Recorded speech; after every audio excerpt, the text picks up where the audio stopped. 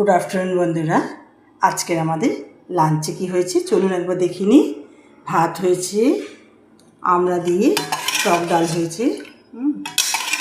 ডাল হয়েছে, পেঁপে সেদ্ধ মাখা হয়েছে, ডাঁটা আলু কুমড়ো দিয়ে তরকারি হয়েছে, কুঁদরি ভাজা হয়েছে, রসুন দিয়ে কুঁদরি ভাজা হয়েছে, পেঁপের তরকারিও হয়েছে,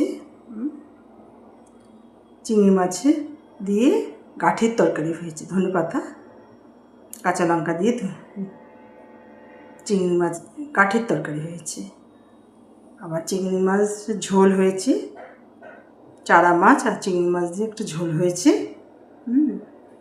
চারা মাছ ভাজা হয়েছে,